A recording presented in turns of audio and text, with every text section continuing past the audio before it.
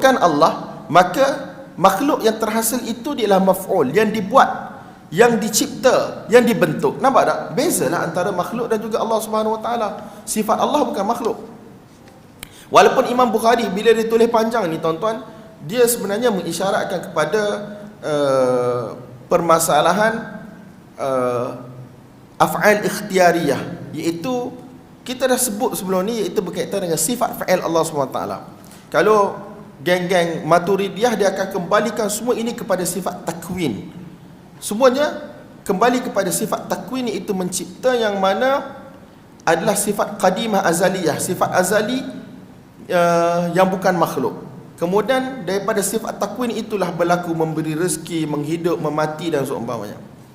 Adapun Asy'ariyah dia akan kembalikan kepada sifat qudrat dan juga iradat. Sebab kalau sekejap menghidup, kemudian mematikan, kemudian mematikan lagi, kemudian mentadbir, mengurus pada dia, nampak benda itu macam perbuatan makhluk. Sekejap buat, sekejap tak buat. Nampak tak? Hari ni turun hujan, esok lama, lepas tu lusa pula baru turun hujan, sebagai contoh. Minggu depan baru turun hujan. Jadi benda tu dia kata perbuatan yang berubah-ubah ni, sekejap buat, sekejap tak buat, sekejap ada, sekejap tak ada, ni dia kata perbuatan makhluk. Kan makhluk kan berubah-ubah. Jadi perbuatan macam ni tidak boleh ada pada zat yang mana bersifat qadim, yang tidak berubah-ubah. Jadi zat yang mana boleh menerima sifat berubah-ubah, dia juga adalah baru. Jadi mustahil Allah baru. Kita, jenis kita senang je, sebab ini adalah af'al ikhtiyariyah, perbuatan-perbuatan yang Allah buat berdasarkan kehendak dia. Masa dia nak buat, dia buat. Masa dia tak nak buat, dia tak nak buat. Nampak tak? Kita sabitkan semua sifat ini. Walaupun kita dah bagi tahu semalam bahawasanya kita bincang secara falsafah, benda ni panjang lebar. Penyudahnya, semua orang beriman Allah menghidup, Allah memati, Allah memberi rezeki, Allah mentadbir, Allah mengurus. Betul tak tuan-tuan? Wallahu a'lam bissawab. Wa bihi qala haddatsana Sa'id ibn Abi Maryam qala akhbarana Muhammad ibn Ja'far qala akhbarani Syarik ibn Abdullah ibn Abi Namir an Quraib an Ibn Abbas radhiyallahu ta'ala anhuma annahu qala bittu fi baiti Maimunah laylatan wan nabiy sallallahu alaihi wasallam 'indaha la anzura kayfa salatu Rasulillah sallallahu alaihi wasallam. فتحدث رسول الله صلى الله عليه وسلم مع أهل ساعة ثم راقد فلما كان ثلث الليل الآخر أو بعضه قعد فنظر إلى السماء فقرأ إن في خلق السماوات والأرض panjang ni, إن في خلق السماوات والأرض واختلاف الليل والنهار لآيات لأولي الألباب. panjang, pendek itu. ثم قام فتوضأ واستنى ثم صلى 11 ركعة ثم أذن بلال بالصلاة فصلى ركعتين ثم خرج فصلى للناس الصبح. Jadi tuan-tuan, Ibn Abbas radhiyallahu anhuma, hadis ni berlalu banyak kali dah dalam sepanjang Sahih Bukhari.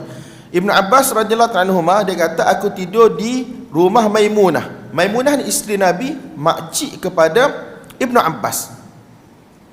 Nampak tak? Aku tidur di rumah Maimunah, iaitu isteri Nabi sallallahu alaihi wasallam, makcik kepada Ibn Abbas, isteri Nabi sallallahu alaihi wasallam, pada satu malam. Pada waktu tersebut ialah giliran Nabi di rumah Maimunah.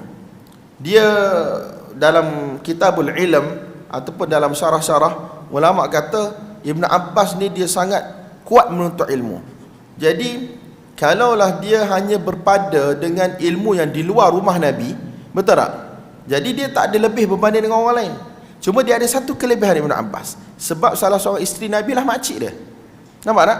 Bila makcik dia, so dia pergi jumpa dengan makcik dia, minta izin supaya jadi orang tengah, minta izin dengan Nabi untuk Abdullah bin Abbas datang tidur di rumah Nabi SAW. Dan rumah Nabi sempit, tuan-tuan. Dalam riwayat kata Nabi SAW izinkanlah. Ibn Abbas pun budak kecil lagi. Sebab masa Nabi SAW meninggal, Ibn Abbas ni rasa dalam umur dalam berapa belas je, belah-belah je, tak silap saya 13, 14 lebih kurang gitu je, tak silap saya lah. Jadi tuan-tuan, satu kain dihampa, Abdullah, Nabi SAW dan isteri tidur, kepala, katakanlah kepala ke sana, kaki ke sini. Abdullah bin Abbas dia tidur di bahagian kaki dia secara melintang lah pula. Sempit je rumah Nabi SAW. Jadi tuan-tuan, tujuan Ibn Abbas dia kata li'anzura kaifa salatu Rasulillah sallallahu alaihi wasallam, bagaimana Nabi solat. pada waktu malam. Sungguhnya dia untuk mencari ilmu. Dan dia bukan satu orang yang mana hak ni ustaz-ustaz kita selalu pesan juga. Kita kadang-kadang ni, kita ni minat cari ilmu, tapi adab dengan guru tak jaga, khidmat pada guru tak buat. Nampak tak? Ibnu Abbas, dia sediakan tuan-tuan air untuk Nabi beristinja, Nabi ambil wuduk dan seumpamanya. Saya pernah dengar cerita Maulana Husain Ahmad Madani rahmatullahi alaih dengan Syekhul Hind Maulana Mahmud Al-Hasan, apabila mereka dibuang ke Cyprus pada zaman penjajahan British dulu, di penjara di Malta. Jadi mereka duduk dalam penjara sebab mereka ni antara yang mana menentang penjajahan British. Jadi pada waktu malam, kan kawasan sejuk. Dulu bukan macam Cyprus hari ni. Cyprus hari ni pun tuan-tuan, kalau kita, saya tak pernah sampai lah, bila kita lalu ikut atas, kita nampak kawasan yang tak ada apa pun. Tapi bila duduk dalam penjara, waktu sejuk, dulu mana ada heater, mana ada pemanas. Jadi memanglah air disediakan apa semua. Jadi si anak murid ni, dia sanggup tak tidur malam, dia peluk bejana tu supaya bejana tu, air di dalam bejana tu menjadi sedikit warm lah. Maksud tidak sejuk gila-gila, supaya apa, bila ustaz dia bangun nanti, senang untuk ustaz dia berwuduk dalam keadaan tidak sejuk. Jadi Abdullah bin Abbas radhiyallahu ta'ala anhuma, dia sediakan benda ni.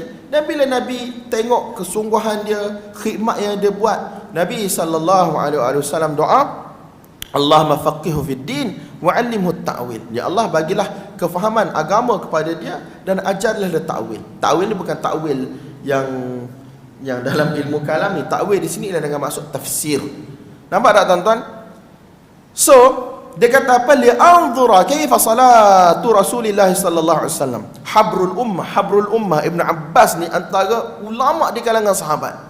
Walaupun dia ni kecil, Nabi SAW mati dalam keadaan dia kecil. Dia bermain dengan kawan-kawan dia, bukanlah dia main, dia tak pergi bermain dengan kawan-kawan dia, dia nak menuntut ilmu. Jadi kawan-kawan dia tak berapa faham. Dia kata, engkau ni, kau boleh jadi apa? Sahabat-sahabat besar dia. Ibnu Abbas melihat masa depan. Sahabat-sahabat pasti akan mati, yang besar-besar ni, betul tak? Jadi dia mengaji, dia pergi ke setiap rumah muhajirin dan ansar, riwayatkan hadis-hadis Nabi SAW, ilmu yang mereka dengar daripada Nabi. Sehinggalah bila sahabat-sahabat besar meninggal, Ibnu Abbas menjadi rujukan, digelar sebagai habru hadhil ummah, iaitu satu orang pendeta bagi umat ini. Bukan pendeta Yahudi Nasrani itu, maksud satu orang yang sangat alim di kalangan para sahabat. Kesungguhan Ibnu Abbas radhiyallahu ta'ala. Jadi tuan-tuan, kawan-kawan dia kata, oh, ini rupanya hasil daripada apa Ibnu Abbas buat. Sekarang kita jadi apa? Ibnu Abbas tuan-tuan. Jadi tuan-tuan, selepas salat Isyak, Nabi SAW bersembang sedikit dengan keluarga baginda, mungkin dengan isteri, bersembang sikit. Kemudian Nabi tak suka tidur, Nabi tak suka berjaga selepas Isyak kan. Ada bab yang mana Nabi tak suka untuk berjaga malam selepas solat Isyak, kecuali dalam bab ilmu. Jadi ni senang ceritanya, bersembang benda yang baik-baik, bagus lah. Maksudnya tanya khabar, dah ambil hati, beli perasaan. Kalau bahasa moden hari ni lah, dah sepanjang hari dah duduk kat luar rumah dah lah giliran mungkin dalam sebulan 3 kalinya giliran. Nabi SAW meninggal, ada 9 orang isteri, betul tak? Jadi kalau bagi 30 bagi dengan 9, berapa tuan-tuan?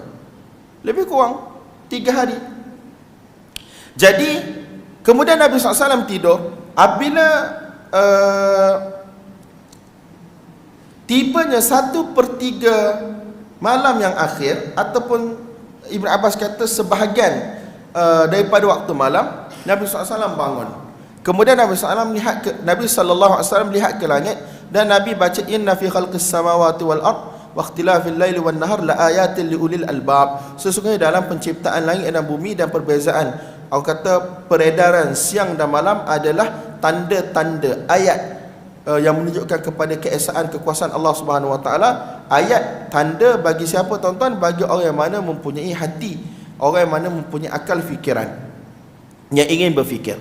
Kemudian baginda Nabi SAW bangun. Kemudian Nabi SAW berwuduk dan Nabi SAW bersiwak. Istanna di sini dengan maksud istaka, iaitu bersiwak. Kemudian Nabi SAW telah solat sebanyak 11 rakaat. Kemudian Bilal azan, kemudian Nabi SAW sembahyang 2 rakaat lepas sebelum subuh tu. Kemudian Nabi SAW keluar untuk menunaikan solat subuh secara berjemaah dengan para sahabat.